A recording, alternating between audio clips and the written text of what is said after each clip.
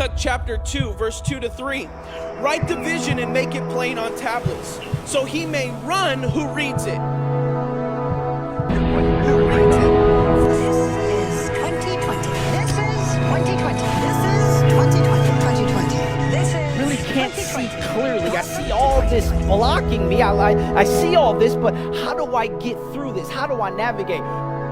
This is so important that the Bible says that when God gives you a vision, and God was saying, when I speak to you, when I'm speaking, when you hear my voice, you need to write it down. So welcome back to Pack Vision. I'm so excited to be back.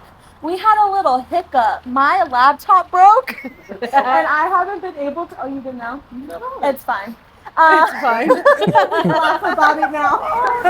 So I'm back. I'm sorry. I just pray that I just continue to grow consistent in this area. But I'm really excited because Marie's new to the channel, to Pack Vision. I brought back some old friends, Anthony, David, and Des.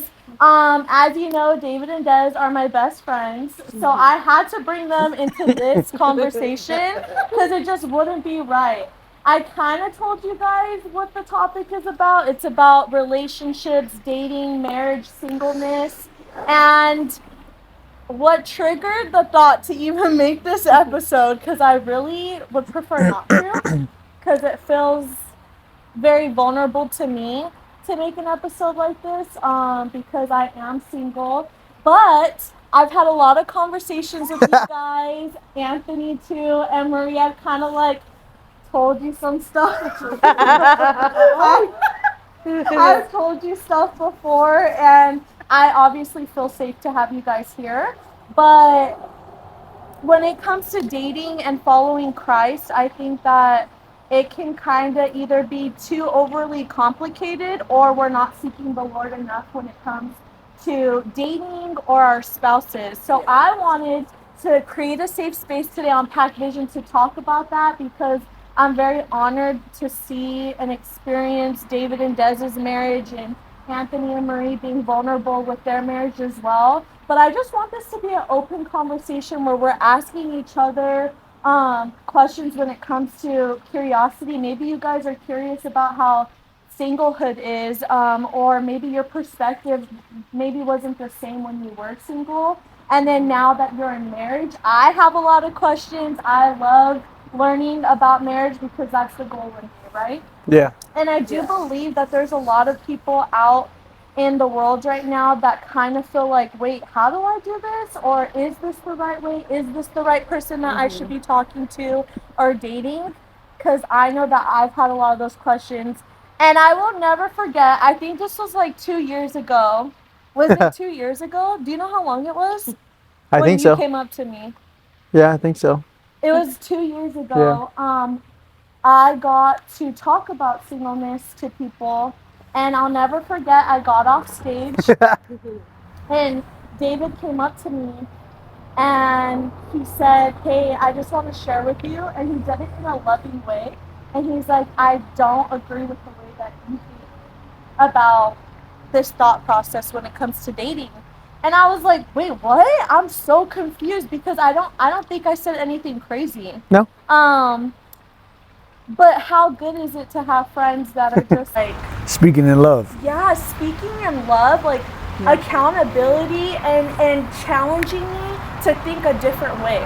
And it really helped me. So anyways, I was sharing about singleness and how I thought I was going to receive my partner, and how it should be when I date, and how the person should be when I meet them. So it was like expectations. Yeah. And David was like, hold up, God didn't give me like to Des that way. And I was just like, oh my God. And I began to think, well, where am I wrong? Like, where did this thought process go wrong? Like, what influenced me? But it sounded so right. It sounded right, because in the Christian world, it sounded like the right thing to say and to think. And that's because I really thought about it, because everybody always told me, Be specific in your prayers. Yeah, be specific in your prayers. Write a list. And Anthony's passionate about this topic too. That's why he's here. And that's why I brought him. He's like, I just feel like there needs to be an episode. I was like, The Anthony. love connection. Oh no. He thinks he's Cupid. I brought him out. He does think he's Cupid. Hey. So, no. I just want people to experience what I'm experiencing. Oh gosh. So cute. You want something. You want something. David, what do you got? I got Jesus. That's about it. Right. David doesn't want to be Cupid. Everyone puts the pressure on him. No, and that's why David is here, because I do go to David a lot, because he is a godly man that I trust, and also somebody that's not just going to tell me what I want to hear. Sure. And so he did tell me, he was like, yeah, no, you shouldn't think that way. And so I've had like 2 years to really, I've seen my heart posture change. I've seen my mindset change when it comes to it. And I just want to challenge anybody who's listening on here to just forget everything that everybody's ever told you. This is not like, I don't want to come on this platform and say we know the right way to date. We know the right way to marry. But for us, it's been working. Yes, yes. And I feel like we've learned from our mistakes. Right. I feel like that's what this is about. This is about just sharing what we've learned. So I do want David to like kind of start the conversation off, but do you kind of want to bring up like that thought process of what that you confronted me about? And just the thought process, you are around so many single people too, and marriages. Like, where do you think that mindset has been influenced to think about as a believer? Well, to go back to what we talked about, I think the conversation me and you had in that moment was more because you kind of said your non-negotiables. You said, this is what he's going to be.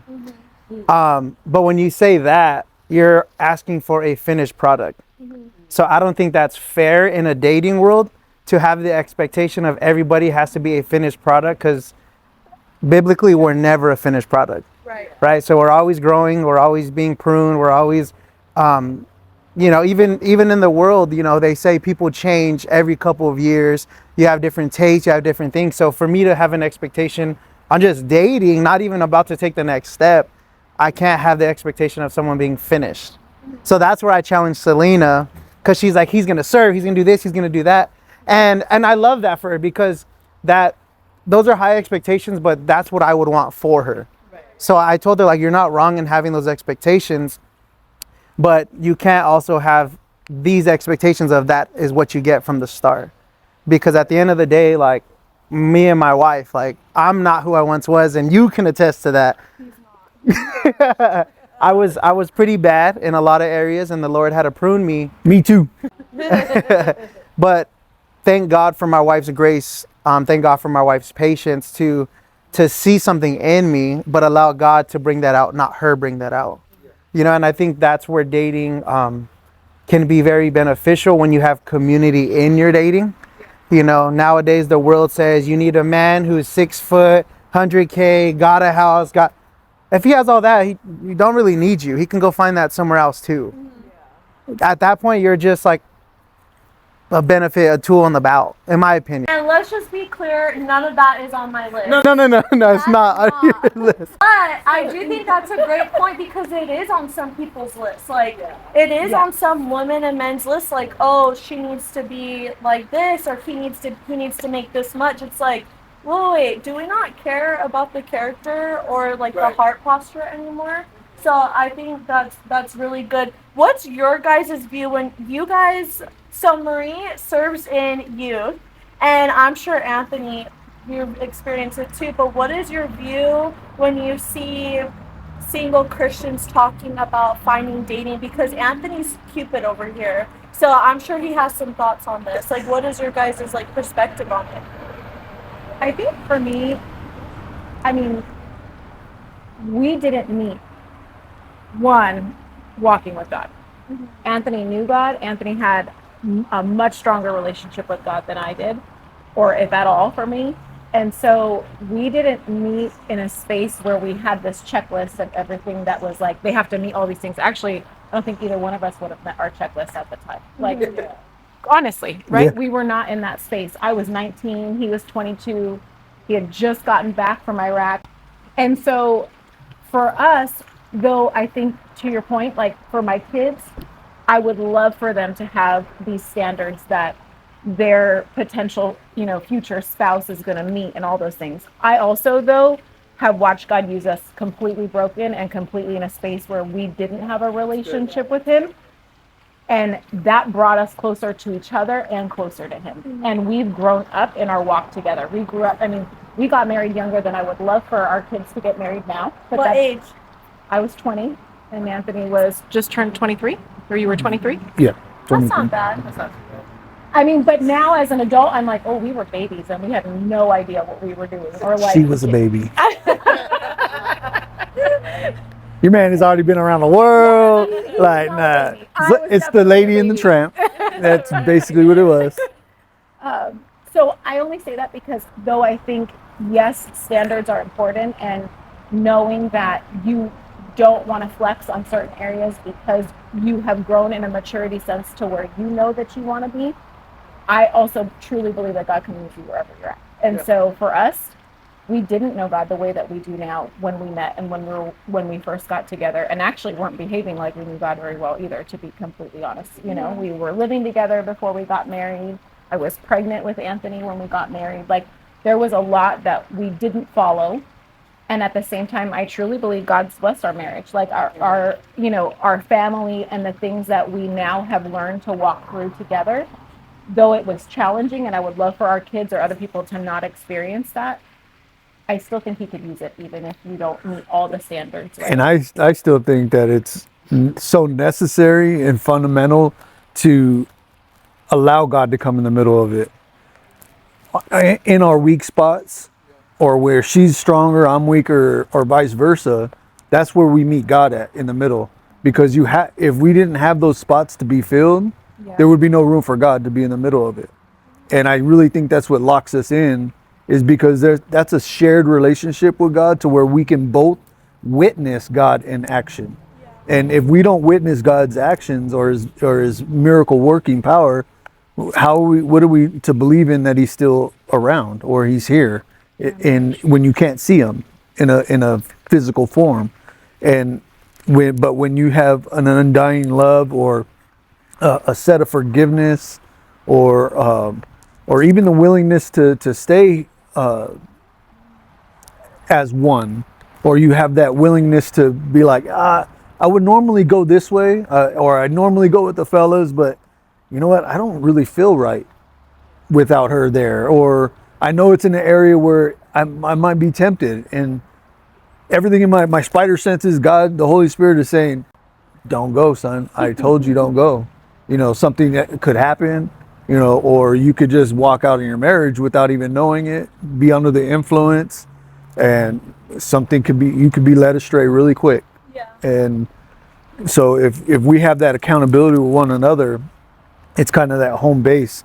They say the ball and chain. It's like, all right, I'm locked in with you, and I'm not going to go too far without feeling the tug of you saying, hey, I wouldn't like that if you wouldn't like that if I did that to you. Yeah. And that's something that Marie has told me before. Is like, well, would you want me to go out and talk to this girl like that? I'm like, oh, I didn't. To me, that's my personality. Okay, but if it bothers you, I understand now. But thank you for telling me. Yeah. And that's a problem I wouldn't have known. So if she's not able to say that, that's the spot in the middle where God can come, because that's patience, that's kindness, long suffering, because it might take me a couple of times to get it out of my system. Yeah. I love that David and Des were on the route of following Christ when you guys met. Like, you guys were working on your relationship intentionally to seek God, and that's when you guys met. And then you guys met when you weren't necessarily following God. And I do see the goodness of God on both of your guys' lives, both of your marriages, because there was an end route, and it was Jesus no matter what, right? You guys both got there, and I feel like there's so much grace. God gives us so much grace and mercy on our life. Whether you did it this way or you did it that way, God still gave both of you guys the opportunity to choose to follow Christ to make the together. choice. It's a To choose. make Yeah. the choice, which I love. So now, like, I have myself thinking, because one thing as a single, I'm speaking up for the singles, that I'm sick of is the list conversation of like having to create a list when it comes to, I'm all about vision. I'm all about writing down what it is that you want. And I feel like this is like such a controversial like conversation, because it's like, well, you need to write down what it is that you want in a man, because if you don't, then you're not going to know. And then the other thing is like, well, you're just being too hard on expectations. So like, what's a good middle ground? Because I I honestly don't go and look back at my list. I don't go and look at a list and say, this is what I want. All I know that I want is for a man to just at least love Jesus. Like, and I'm not saying that and somebody told me like, well, then you're just you're compromising.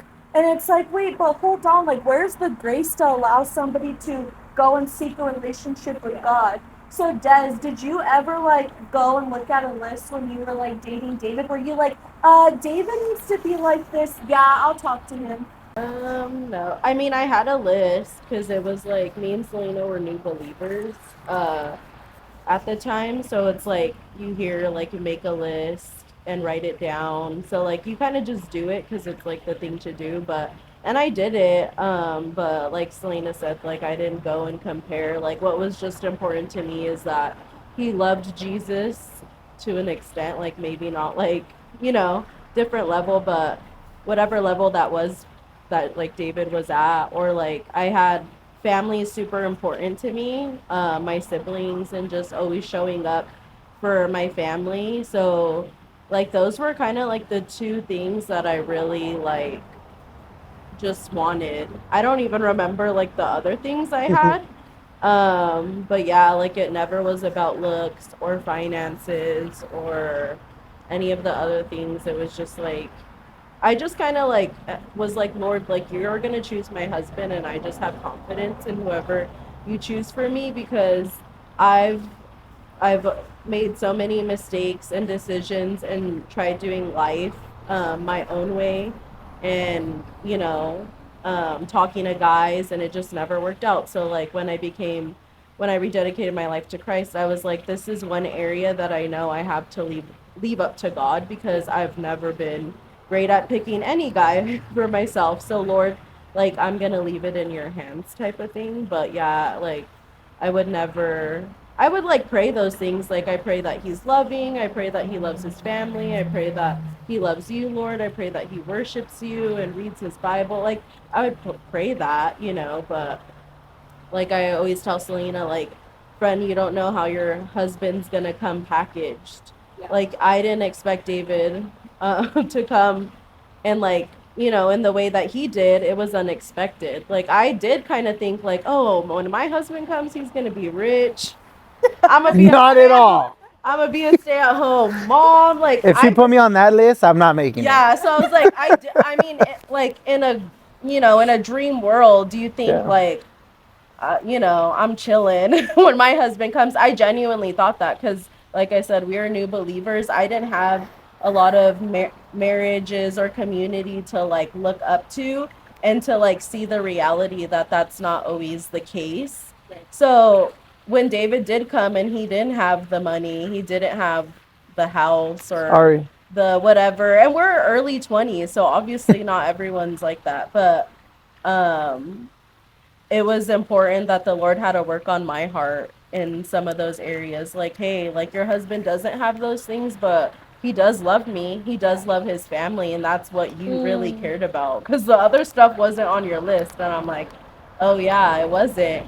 So, yeah, I mean, it's cool to have a list. Like, everyone recommends. It's cool to have standards, and obviously, desire someone to respect you as a woman and even as a man, but I always tell Selena, friend, like it's not gonna come always the way you think it's gonna look or seem. Yeah. He may throw you off. I don't know. You just never know. So I just encourage her and every single person to just be open to what the Lord has for you. And David wasn't like my first choice, or like I don't know how to describe it, not like to sound bad, but like I'm thankful that I left that decision up to the Lord. Well, I think that is key. That is, without it, you know, who else is gonna make up the middle ground? Right. If it, because you can't do it for him, Yeah. you know, or he's not obviously at that point, or wasn't at that point to reach that goal or that expectation. But it's God's timing. Is what those lists are good, but you can't put a timer on it. You can't say, oh, right when I meet him, I'm gonna see this and this in him, or you know, in a year, I'll give him 2 years and he better be able to do this. Like, nah, you know, it could be an expectation, but something that you grow into, and you have to allow it to grow into it. So, like you said, like my confidence was just in the fact that I really did feel like God picked David for me. And whether I could see it then or not, I was just confident in the fact that I left that decision to him and it wasn't a decision I made with my flesh. So, That's good, and I'm so thankful to see relationships like that. Like, I love to see. I always say, oh, God is gonna like bring relationships together the way that we're not used to because He wants us to rely on Him. Yeah, exactly. Not everybody else's opinions. And so it reminds me of the time when Naomi came to you guys about Chris. So Naomi actually had known Chris for a long time when they used to work together when they were younger. He was not going to church. He had no background of going to church, but she was interested in him and he was interested in her. And these are the stories that I want to hear more about because this is real life. And I'm so thankful that Des and David said this to them because it makes me believe in God's grace and just timing and the way that He puts people together, not the way of a list. I like want to chop up this list that everyone's talking about, but she went to them and was like, "Hey, I'm interested in this guy. He's really nice. He's a great dad. He's a good guy, but he doesn't go to church." And then she's like, "I think I should stop talking to him." And they were like, "Wait, hold up. I would love for you guys to share more about it, but if you guys wouldn't have told her and share that narrative and share that opportunity to give somebody a chance, they would not be married today. And they're married and they're husband and wife. And when I look at them and I see Chris's relationship with God now and how it's grown, I'm just like, where are these stories being told? Because all I hear is stories about lists. So now we're here on Pack Vision talking about it because it's important. Yeah. So like, how did you guys feel and what made you guys think to like say that? I would say that I just like had thought about like I just put myself in like Chris's situation or like his feet because I was just like, wow, like I wouldn't want someone to write me off because maybe no one's ever introduced him to the Lord or gave him the gospel, or like I was fortunate to grow up in a house and grow up in church whether I was lukewarm or not. That's not the case for everyone. I knew where to run back to. That's not the case for everyone. So I just took to consideration that this guy maybe has never been introduced to this person named Jesus who can change his life forever. So I like my advice that I remember because it was a long time ago was just like, hey friend, like if you really like he seems great with all the things that you're explaining, he doesn't already seem like crazy or bad off the back. Like that's step one. Like step two, maybe just see if he's right. Just like see if he's like into like coming to church with you and interested in hearing about this Jesus that you love, you know, like take like if he's totally like, no, I don't want to hear that, blah blah blah, and like his heart is super hardened, then like that's maybe when you have to take into consideration, okay, he doesn't want nothing to do with Jesus, and my savior. So, but I mean, obviously now Chris has come to church. He has learned about this person named Jesus, and he's a great man. And so it was kind of just like a we'll see type of thing. Some people may have taken that step and said, all right, let's see. And the guy may have or the girl is just totally not down for it. And that's when you as a person have to decide, like, am I going to put up with this? Is this a battle that the Lord wants me to fight? Or is it me trying to just make someone something and do something that it's not for them? You know what I mean? So we just said, like, hey, friend, I would try, see what he says, see how he takes it, see if he honors your relationship with the Lord, and then we'll go from there type of thing. And so that's what happened. Now look at them. So yeah, I'll never forget that. It was at Clatch. Like, I remember, like, we're sitting outside, we're talking, and I just remember that moment. So I shared that moment with her at her wedding, because I'm like, or at her bridal shower, because I'm like, oh, I just remember, like, just the steps it takes to get to where they're at now, And I'm glad, like, me and David were at least a little mature to give that type of advice, because we were still young and even barely married. If we were married, I don't even remember. But, like, I'm just glad that was for sure the Holy Spirit speaking through us, because I don't know, we could have been like, nope, cut him off. So I'm just glad that we were a little mature to, like, give that advice for sure. That's why I like them. They're pretty cool, huh? And just to add to that, I think when it comes to lists, I don't think lists are bad. I don't think they're terrible, rip them up. And I'm not saying that's what you're saying. No, they're just over dramatic about it. There's just a lot of pressure. There's just a lot of, I think the focus is the pressure. Yes. How do we ease off that pressure? So what you do is you create your list, and then you take that with you to your prayer room. Because then in your prayer room, as you're seeking God on wisdom and what you actually need, not what you want, the Lord will begin to show you what to take off that list. That is not compromising, but this is what you need though. You might want this, and this, but this, and this is still great without that. And you don't need that, because Have this, it's going to lead to that. correct. Yeah, and what I told Naomi is this guy is checking a lot of boxes, but in my opinion, that is number one box. If that's the kind of husband you want one day, if that's the relationship you want, I'm not saying write him off in the beginning, but what she said was very crucial, because she said, hey, he's willing to come to church. So I told her, okay, let you be the reason why he comes, but let God be the reason why he stays. Because because he's not going to be able to fake that a whole marriage. But giving God time to prune him, to refine him, to encounter him, like, she was just a bridge. But imagine if she said no because she was immature in, well, he has to be a finished product. Now you're just writing people off before even giving them a chance. Right. And for what it's worth, he's the reason I went to church. He's not the reason I stayed there. And that's honest. I mean, there were so many areas of our walk that he pushed me, and I was like, I don't know, I'm like a pretty like square person. It takes a lot for me to think outside the box or like think different than and he'd be like, but that's not what the Bible says. That's not what God tells us. And Look, I didn't say it. Yeah, but it says it right here in the Bible. Like, You're just the messenger. yeah. And so I say that because Pastor Laura said something to me once that every time I start to worry or something does not go according to my schedule or plan or whatever I want, she said, friend, don't dismiss or take away somebody else's testimony. And so however somebody meets, whether it's checking the boxes on a list, whether it's not on the list at all, just because it's not being checked off the list in the moment that you meet them doesn't mean God's not going to help you accomplish what's on that list at some point in life. We didn't start out with this home.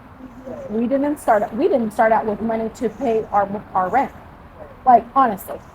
And so, but if I would have had a list that was like, I need somebody to have 100K and I need them to have this and this and this, we would have both missed the mark. And so also, just because it's on that list and it doesn't get met right in that moment doesn't mean it will never happen. It just means that maybe God's going to deliver it to you in a different way. Yeah. And maybe he's got to work on both of you along the way to get there, because that's a testimony for us. Our tithing, our first major fight after we had been in church, and he had actually been in church, I hadn't, was he wanted a tithe, and we didn't have money to get groceries or anything, and he tithed a roll of nickels. And we argued about a roll of nickels, you guys, because I was like, I got to do laundry. Like, what do you mean? We can't do that.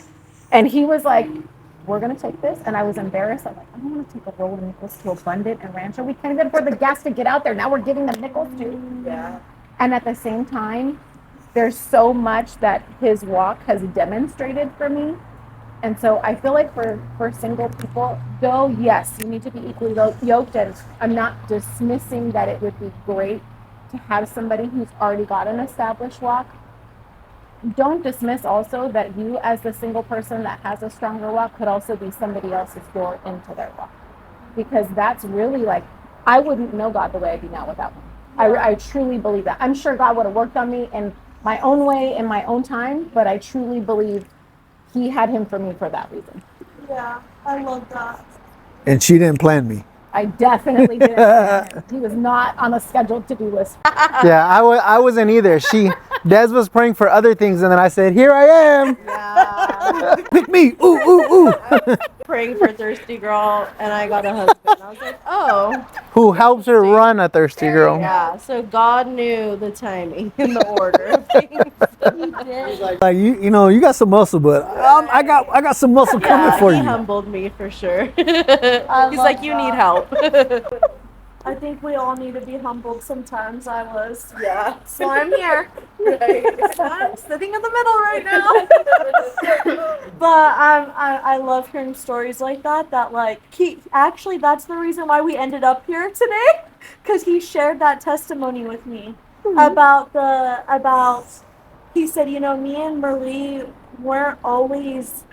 I think you said something like Marie told you, hey babe, like there's one point where like you were leading us more spiritually, and then there's seasons where Marie's leading more spiritually. Like it's always back and forth. It's never like, you know what I mean? And I really liked when you said that, because I was like, wow, that's like so good, because I'm just used to hearing that like be equally yoked, but it's like, what does that mean? Can it look like that, or can it look like that? It's also being strong for each other when the other doesn't have that strength, right? Like, I'm going to believe for you. I'm going to pray for you. I'm going to be the person that's showing you grace when you're not giving yourself grace.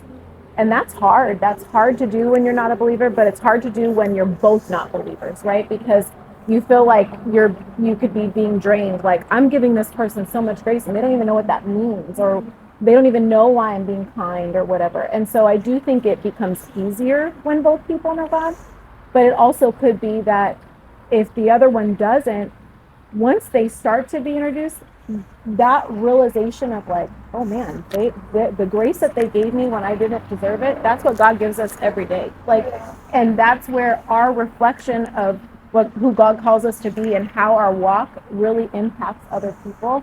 You see that played out.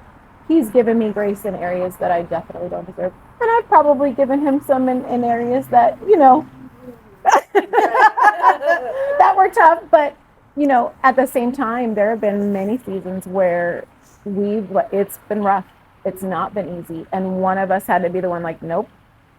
So if you can't do this right now, I'll do it for you. Or if I can't do this right now, you're going to do it for me. And knowing that you can depend on each other. And those are the things that you don't write down on the list.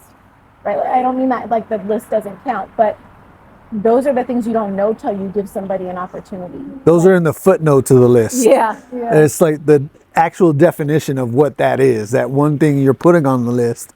Well, how is it demonstrated? What does that look like? And that's. Yeah. What is long suffering? What is kindness? If we ask to be kind to someone, God's going to give us an opportunity to be kind, which usually means that you have to be kind when you don't want to be kind, right? Like, or when something comes up that you're like, ooh, I really want to respond this way, but I just prayed about being kind, right? Like, those are those patience, right? God, give me more patience. Okay, I'm going to give you an opportunity to be patient then. I'm going to give you kids. Anthony Tomato. So, moving on. I was talking to my grandma this morning. So cute. We were cooking together. And I was like, Grandma, I'm going to do an episode today on like marriage and singleness and dating. What do you think that people need to talk more about as a follower of Christ when it comes to dating and marriage? And she just went straight into it. And I like it because I feel like it needs to be talked about. She was like, sex. I was like, oh, Grandma, okay. We're having breakfast right now, but okay. If my grandma told me that, I'd be like, No, and I was like, can you elaborate more on that? What do you mean by that? And she was just like, I feel like it's really important to talk about how important it is that having sex with somebody outside of marriage affects your dating life and your personal walk with Christ. And I was like, oh, that's good. My grandma has been married twice. And I asked her, I was like, did you stay like celibate both times? And she said yes, which I was surprised. I was like, okay, Grandma, go off. And she just said, I knew what I wanted. Take after your grandma. Sorry, I had to make that joke. I wish I fully was like my grandma. Yeah. I've had sex before. Yeah, but you're outside. You're made new now. Secrets out. Bro, we're dramatic. I know her story. I had to do that.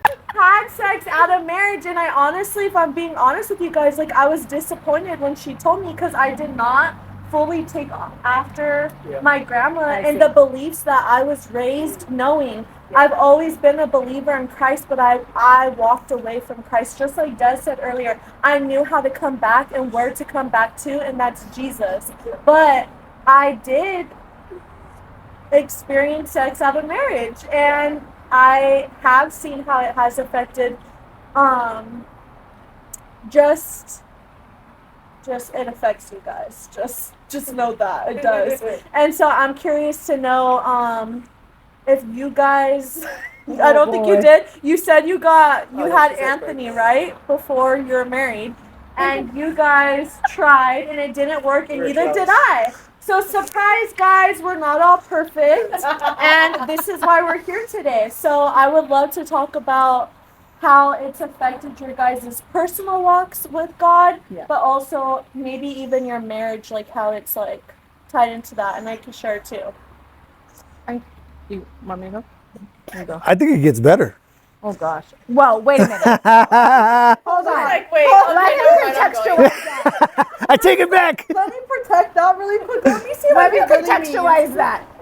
I think you mean in marriage. Is that Yes. what you mean? Okay, she's asking how did having sex before marriage. This was in the last episode, remember?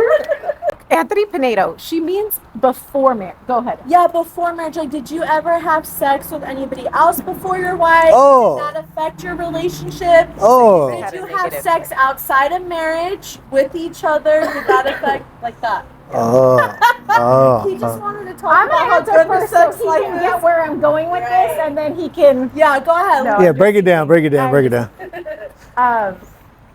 So both, right? Like we both had sex before marriage with other people and then with each other.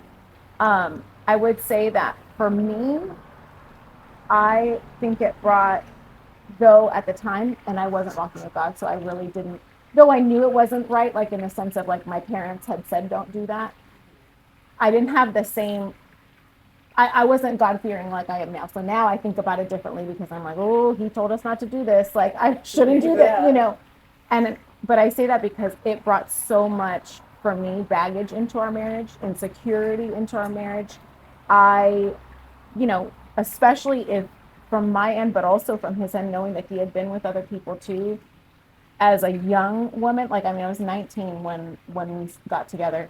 I was like, has he been with somebody better? Did they look better? Am I doing the right thing? Like, there's so much insecurity that I think it brought for me that I couldn't even really enjoy being with him the way that we're meant to be when we're married, and like being each other's partner, because I was so conscious and worried about all these other things that were going through my mind because I had done something that I shouldn't have done out of turn.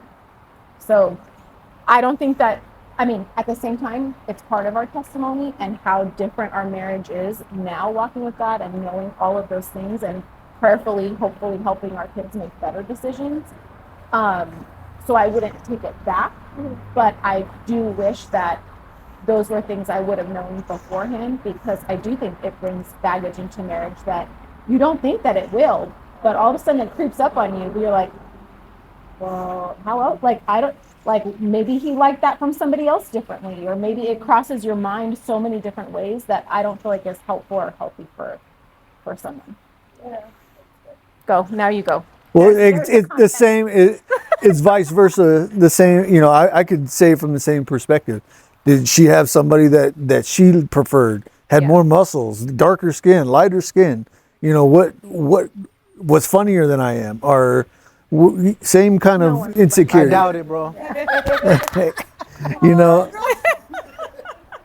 but I mean, and you hear that guys are more insecure than they let on to be, and I think that's really true. And I didn't think I was jealous, but once I got so much invested, I'm like, dude, it made me more jealous, and to where I call it protective, but she calls it jealousy. But She is a baddie, so. yeah, she is, you know, baddie, boss lady. You know, that's why I locked her down in the first place. Oh my God. I had to lock her down in the first place. I Hard to see see. why he'd be jealous. Hey, Or protective. you know, He is in a really loving way. I think part of that protection, though, that's like the sense of security and safety that you get with someone. I think if you have that already in a marriage, I can see where if you hadn't already had sex, but having that safety and security, that experience when it first happens could be so much more like open and feel like a different feeling. I think when we were first together, yeah, it was exciting and it was fun, and we weren't supposed to be doing that, so it was more fun, I guess, at the time. But there wasn't that same sense of security, like, this is my partner, this is who I'm going to be with my whole life. Yeah. Versus when his first comment, which I think, and I'm not going to speak for you, but like, it gets better in our marriage. We've been together 20 years, like, we've been married for almost 18. Like, it really does, like, when you have that relationship together, it really does get better, and you see God's favor. or has the potential to, because I've heard before, it's like, oh, you're with the same girl.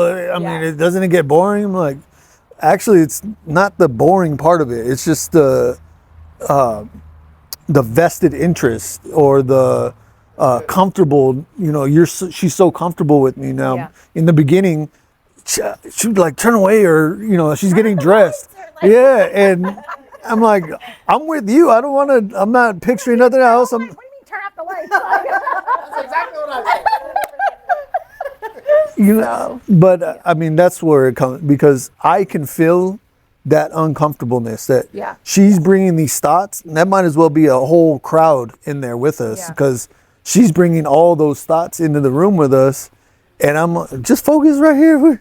We can keep it just me and you, but you got all these other worries, precautions, and hang-ups that I'm like, no, I need you to be thinking just in this moment right now. Me and you, stay focused in that, because I want to achieve something that you've never felt before, and you won't get that until you have that. Like that closeness. Yeah. That's a baggage, I think, for us, like that and we both were with other people before each other, so young, in that way, and him being in the military and coming back, like, I think there was a lot of history there that I think it just was baggage that we had to work through. Yeah. Yeah. And I mean, even hanging up my jersey, gotta hang it up. No more playing. No way, bro. Quit playing. You guys, we got together. Yep, I don't even have words. Go ahead. Your turn. You guys. I'll go first. Mine's pretty fast. So yeah, obviously, like, you know, we spilled the beans. We beans, did before we were married. But for me though, it's something that, like, obviously, like, I wish I didn't cave.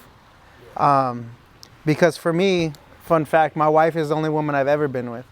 So, Gang. Oh my God, bro. So this is a little. Wanted us here. This is a literal definition of one and done here. This is what this is. You're welcome. But to encourage those of you who are dating, are practicing abstinence, and you're really being intentional, is just hold on, just wait. For me, it's like I convinced myself like she's gonna be my wife. Like, let's go for it. And I really wish I would have continued to honor the Lord. And obviously there's forgiveness and all that good stuff. And that's something I actually shared with her, because I actually took her on a date to Cheesecake. She wanted to go there all the time. And we actually talked about her past. And then I just kind of broke down for her how she may have like been with other men, but when she came back to Christ, our Bible says we're a new creation. So in my heart, I fully believe God gave you your virginity back once you rededicated your life. So I told her we'll still share that special moment. But to answer like to what you guys said, it did carry some things. It did bring in insecurities. It did bring in baggage. But I'm grateful that the Lord restored us both, because we fell short in different areas, to where when we got married, it literally was different. And it's a deeper type of love. And I think that's why the Lord asks for us to be abstinent, because it's supposed to be a holy covenant, the closest thing to our relationship with Him. So when we go sleeping around and we give parts of ourselves to people, it takes away that purity, and it takes away that loving, deeper connection, that vulnerability, to where just like, Adam and Eve in the garden, we could just be naked before each other and that'll be enough. But nowadays, when we start sleeping around, or people who sleep around, you get the knowledge of good and evil. Yeah, you got to start hiding. You start having taste and desires of things that like you're not going to be satisfied with that once you get married and you're with that one person. Yeah. And then it becomes like Anthony said, like, oh, one person the rest of my life. How boring is that? It's not boring at all. I love that it's just me and my wife, and that I will be faithful like that until the Lord takes me home. But if you want to share. What was the question? Freaking out. She's freaking out. I actually want to transition it, so it's like, okay, we love that. I love all of it.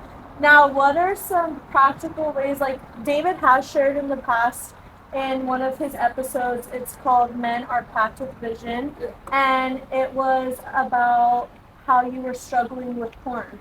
And so, how do you guys in your marriages, or just even people who are single, and I can answer to how I'm able to abstain, but it is not easy to abstain and not look, Absolutely, or be attracted, or be tempted, or be curious of what is out in the world when you're in a marriage or whether you're single. So how has porn or lust been an issue in either of your guys' marriages, and how have you been able to get back to your eyes back on Jesus, your eyes back on your marriage, your eyes back on being abstinent? Because you guys were having sex before you got married. Was there even a time that you're like, let's just try not to have sex? You know what I mean? Like, there's grace on our life. You know what I mean? So yeah. So you want to go? I would say that like me and David weren't actively doing it all the time, like, or like committing that sin like often, but when it was like a few times, that like obviously shame would come over us. And like I said, we were younger, we were weaker in our faith, so we didn't know what we know now, and just how we can depend on the Holy Spirit to stay abstinent, or we can depend on God's strength in our weakness, and we didn't really know that back then. So I think shame did come on us, and we did like let the enemy win in those areas. Like I lost my virginity at a young age, and I slept around. Like David said, I had a testimony. That's why I'm the woman at the well, because I was her, and like from a young age I did do my own thing. And so I think if it truly comes down to it, I think like we were just trying to fill voids, and Absolutely. In sexual ways. And like one of the things I like voiced even when we were in premarital was just that like I just thought that's the only way that someone was gonna love me, if I like gave myself in that way. Like I truly was like never really like respected or honor just for me. So one things that I loved about David was that he didn't care about like my looks or like wanting to sleep with me. It was just like you're beautiful and God's made you this way, blah blah blah, and he really looked past who I was. So I just think like knowing who I am in Christ is what kept me, and even in like not doing things before like we got married, it was just always reminding myself and honoring, the temple of the Holy Spirit, like always having to declare like I am like a daughter of God, like I am a child of God, like don't like disrespect yourself, have self-love, have self-respect, don't try and fill voids, don't try and fill love in this way, like God is enough. So it was just like a constant reminder, because when you're used to being loved in a certain way for like your body, when someone just loves you for you, you're just kind of thrown off.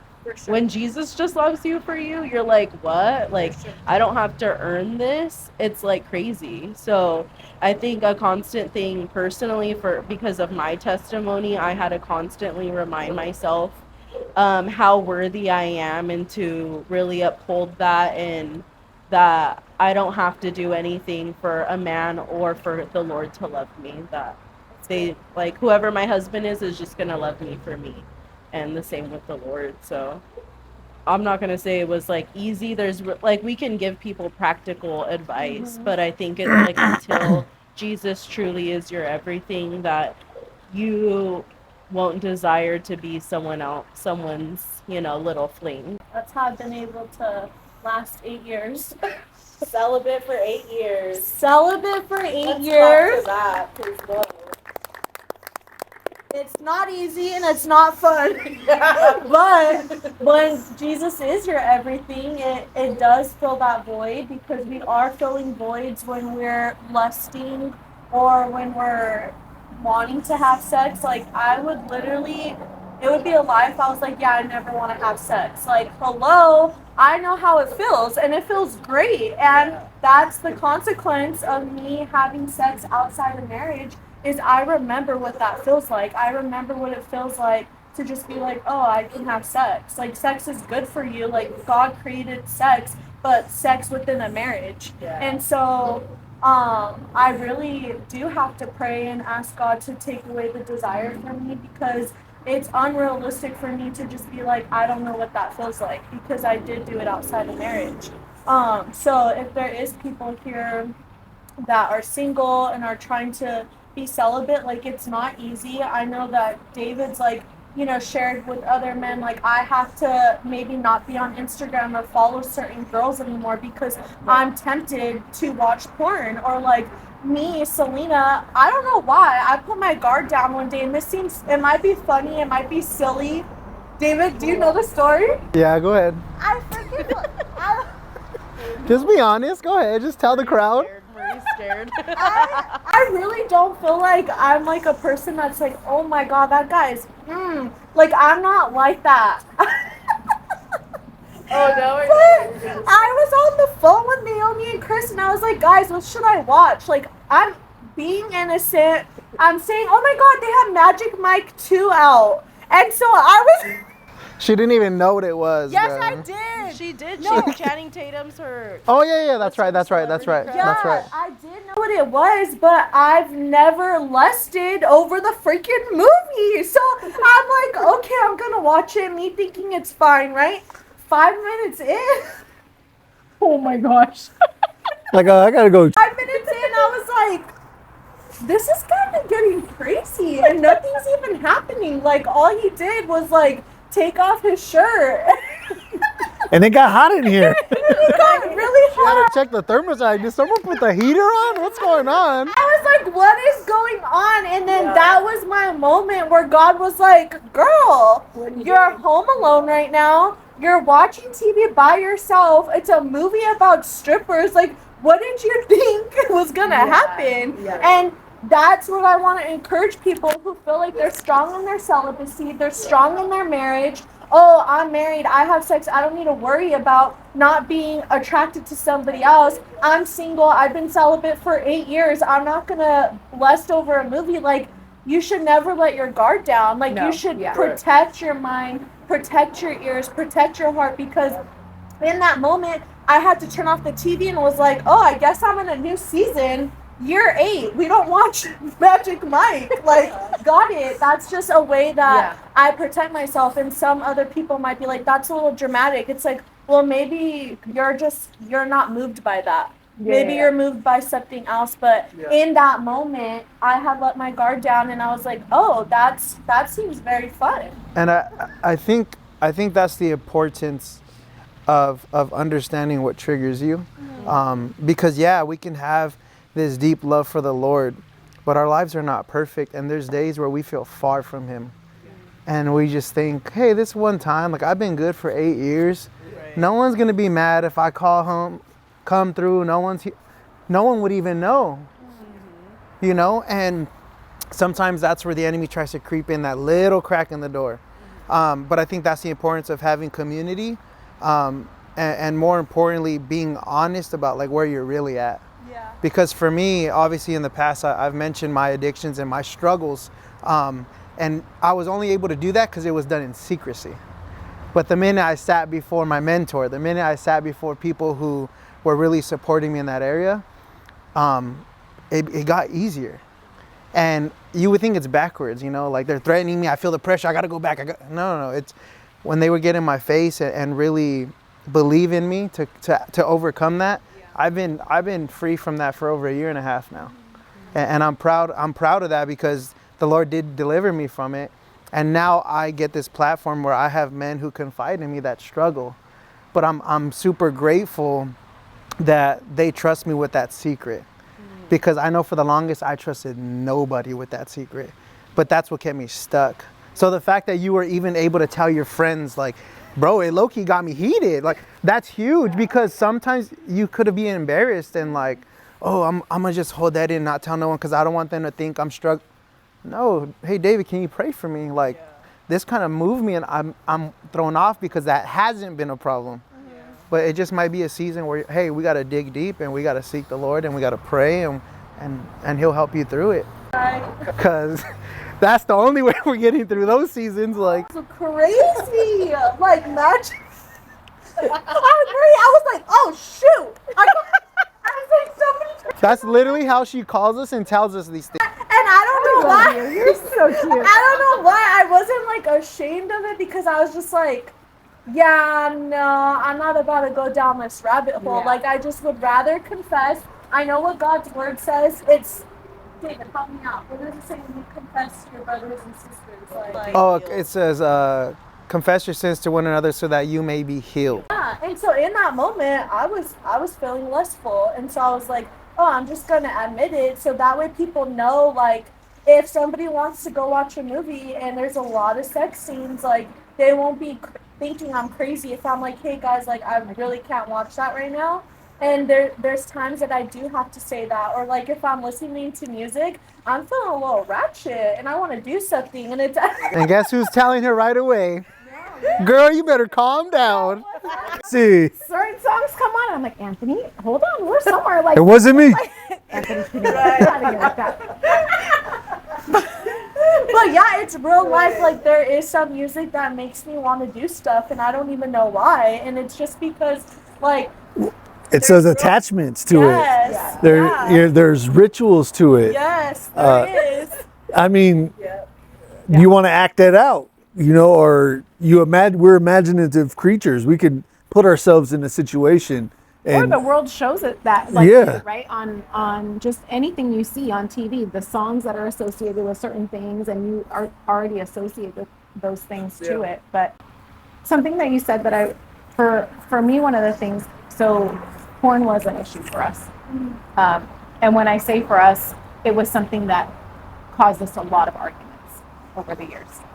And one of the things that I think for somebody in singleness right now, or married, and I think there's two avenues of that, but from a singleness perspective, the way I try to look at it now, when I'm praying for something, I also pray for God to give me the wisdom to know when to get out of my own way. Like, if I'm asking for help in this area, or growth or development in this area, when He gives me opportunity, I'm also like, don't let me block what you're trying to show me or learn from or grow from. And so from a porn perspective, if you're praying for your spouse to come into your life, your boyfriend, somebody to be your partner long term and grow in that, the part of me that believes that, okay, God's going to give you those opportunities, get out of your own way. Don't be having something that you're watching or doing that's going to prevent you from seeing the blessing or hearing the blessing that He's going to bring for you. And though it seems great in the moment to watch or whatever the case is, it's also giving you a false sense of what you're thinking you want. 1,000%. And so from a singleness perspective, I didn't experience that being single. I also was single. So I don't know that how I would have handled it being single. But I think from a marriage perspective, I try to look at it through both lenses. I know that it can be a struggle. I also think that having a marriage that truly brings God in the center of it, you start to think about your spouse more than yourself. And so for us, one of the things that's been huge in our marriage the last few years is he knows, and we've had real conversation. And when I say conversation, it starts with like a blow up, a fight, a something, and then we have to talk about it. And now we've gotten to a place where we can talk about it and not have a blow up and a fight and all of the things, right? Yeah. But years ago, that was not the case. And one of the things that I think bringing God into the center of your marriage and really considering your partner and being kind and thoughtful and giving grace and patience, I think one of the things you think about is this is going to hurt them. This is going to make them have hurt feelings, feel a certain way. For us, it made me very insecure. It made me incredibly insecure to know that like there's girls or couples or whatever online that look a certain way or doing a certain thing or whatever, setting this expectation, and that's not me. I just popped out 2 kids. I'm definitely not looking like that.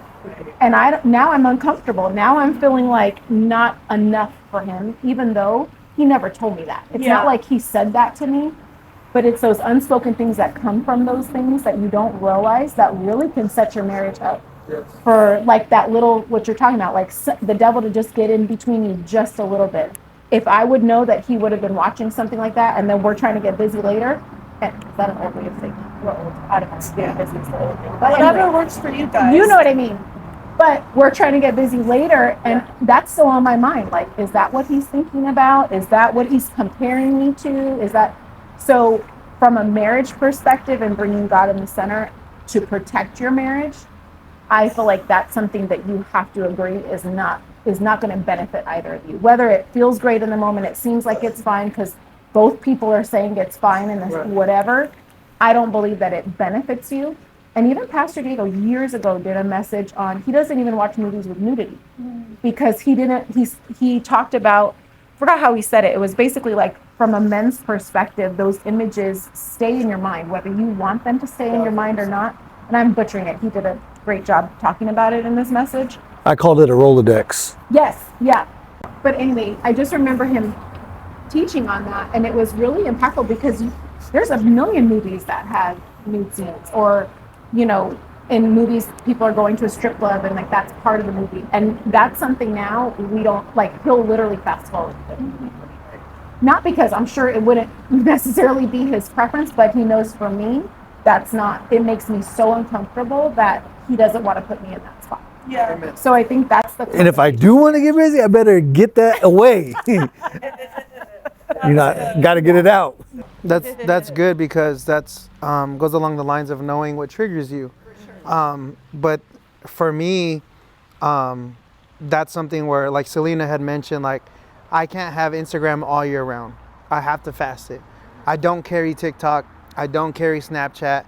I don't carry this. And like I was honest with my wife. I said, if any girl, even if it's our friends, if there's something borderline to a butt showing and this going, like it ticks me off, so I unfollow them. Yeah. If that's petty for you, then I'm petty. But I just know for David to keep growing, to keep building on what the Lord has delivered me from, the Lord can set you free, but it's your job to stay free.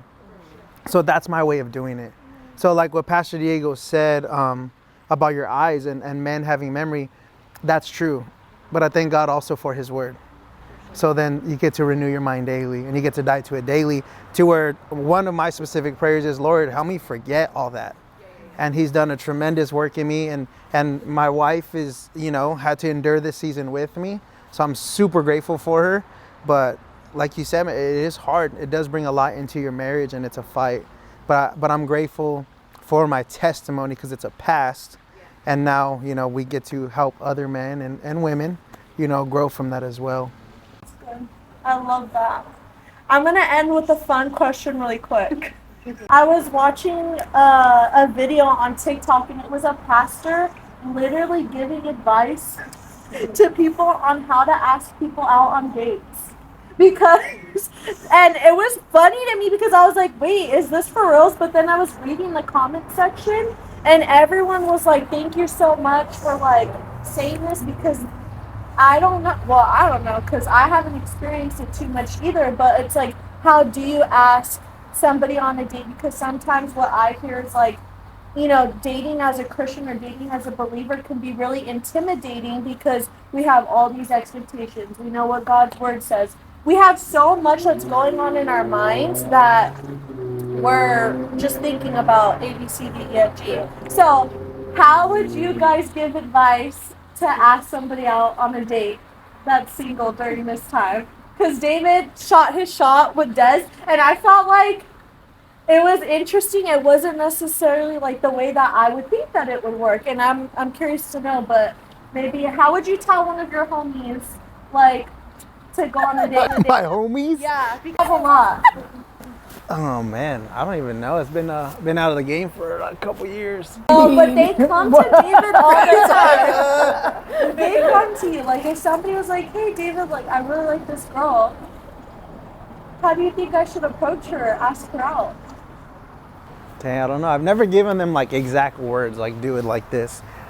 But Well, people have asked you about me. So Yeah. You've given them advice. So how would you give advice? I just I say introduce yourself. Okay. I always encourage them to not necessarily like comment on your looks and stuff, because I don't want that to be the first thing, like, oh, this guy noticed me because he thinks I'm pretty. He just wants me for my looks.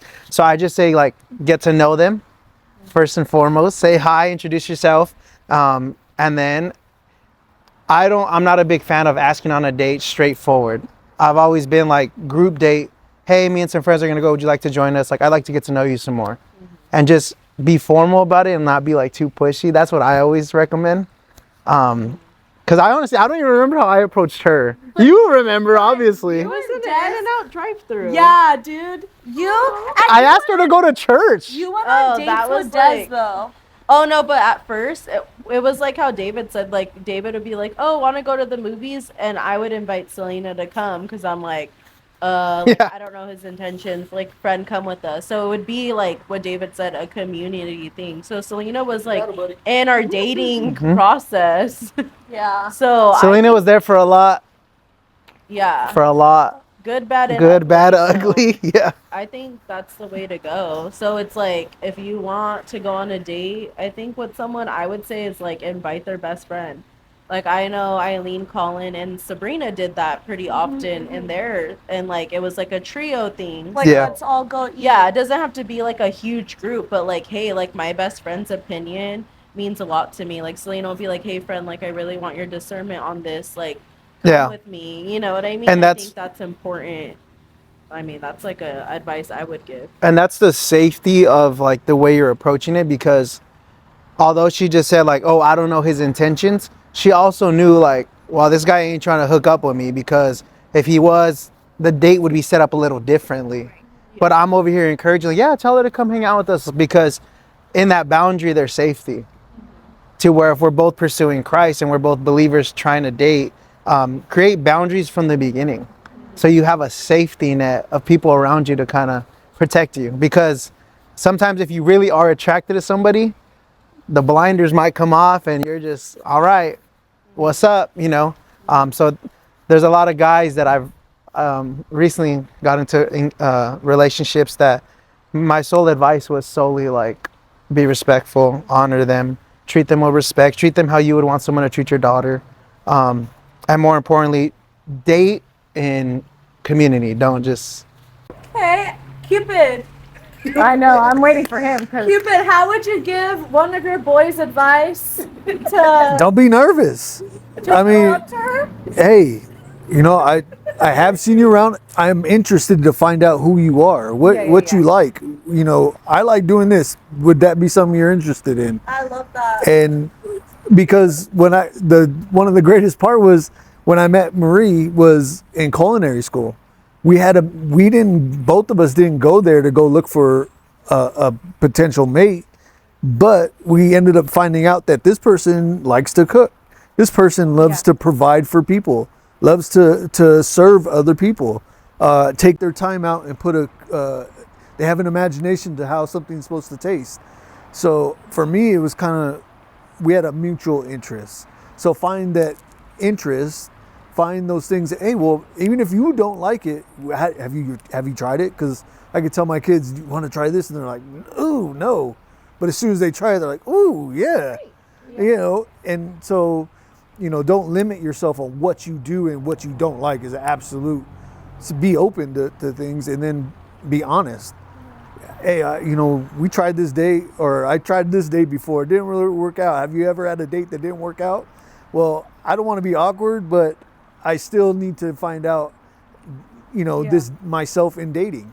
Where are you at in that? Or do you have a boyfriend? Do you have, you know, a significant other? Okay, well then, you know, well, you're not married, right? Okay, cool. I'm not married either. Yeah. Let's, you know, find out if we're vibing, if we're cool. Like, you know, I think at a younger me would have been, you know, looking at the eye appeal way too much. What was the younger you telling you? Yeah, that's for sure.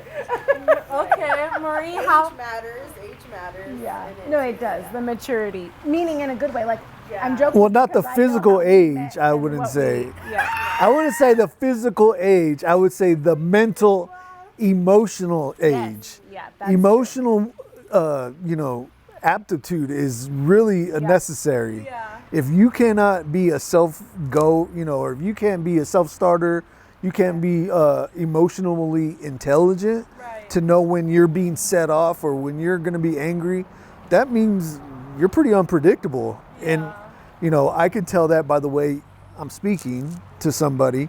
So I want to provoke that conversation to see what type their answers are, what type of person they are. So we've heard from the man. What about the women? Yeah. How would you like to be approached? Like if you can go back there, how would you like to have been approached to like ask on a date? Well, Maybe you should liked go. the way that Anthony did because you're married, so it worked. So that Well, look. Look.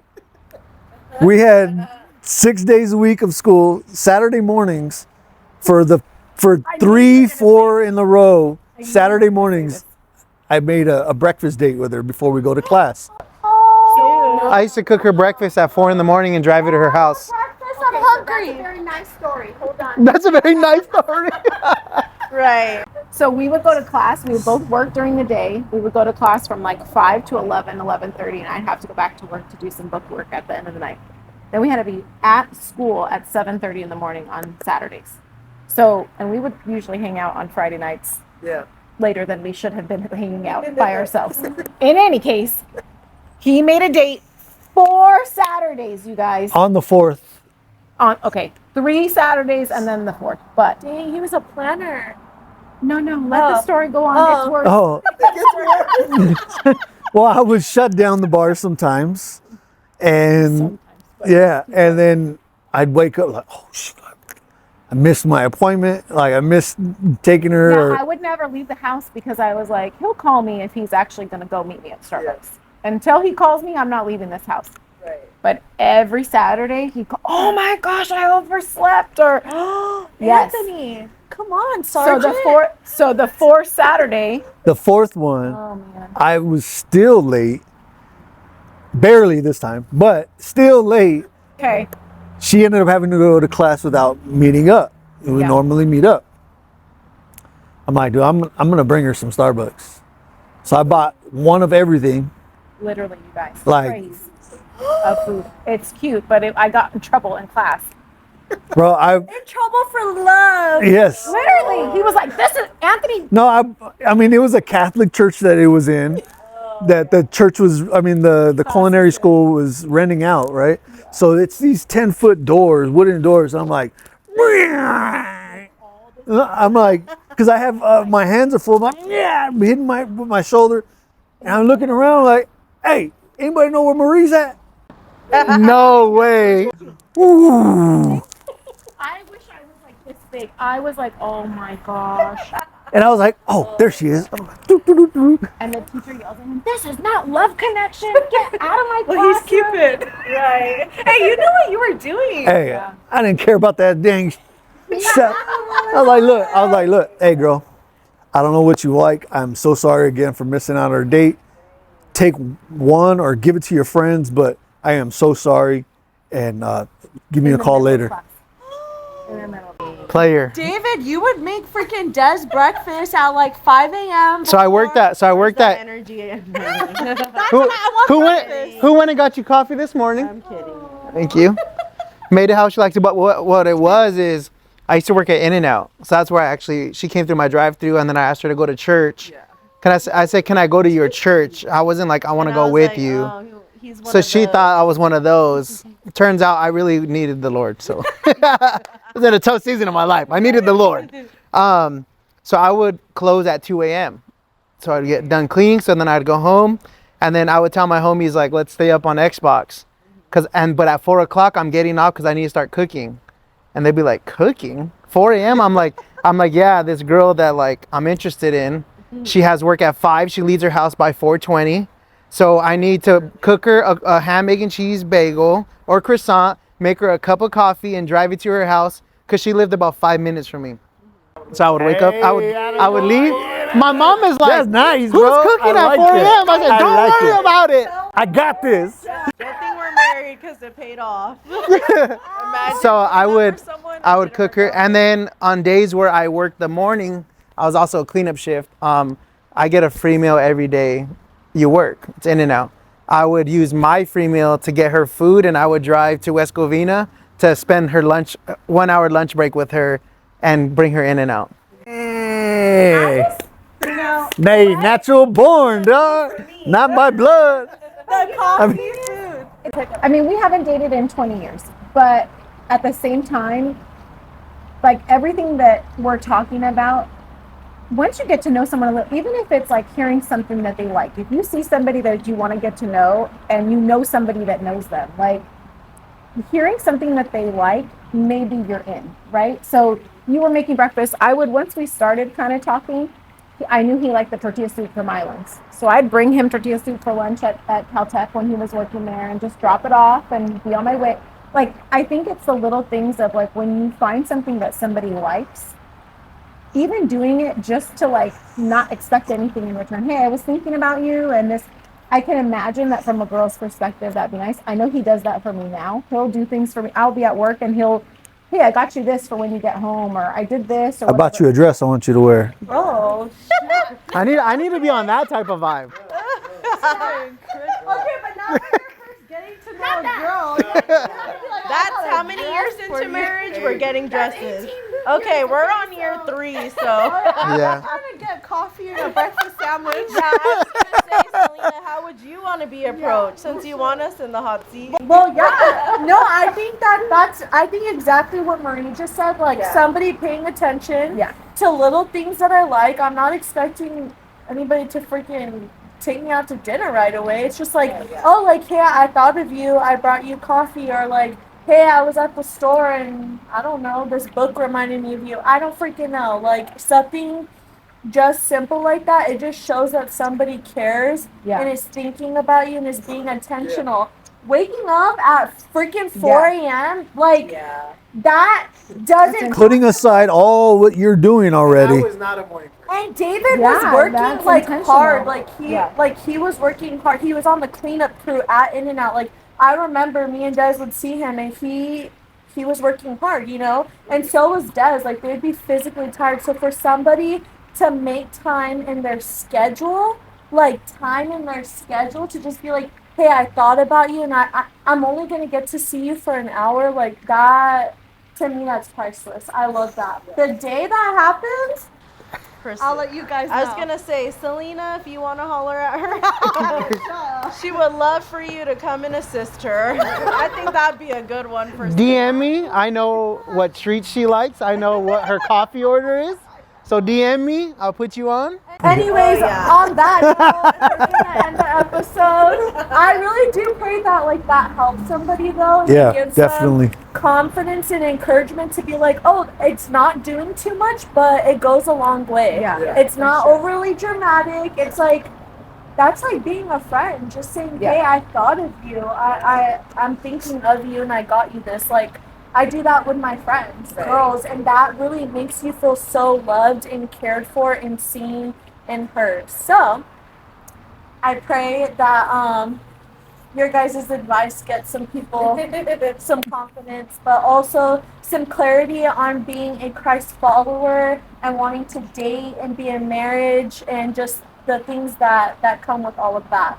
So if you guys like this, we'll do another episode. This is a first. This was a lot. Right. I feel a little exposed, but this is fun. Don't we all? Yeah. Thank you for being vulnerable on here. And I think that our transparency, like I really do, I pray that our transparency opens conversation for you guys to ask questions. So if you have more questions about dating, maybe I'll bring them all back. Right. I'm getting the real love connection. Oh gosh. All right. Thank you guys for coming to Pack Vision. There's birds flying by. I'm just admiring them.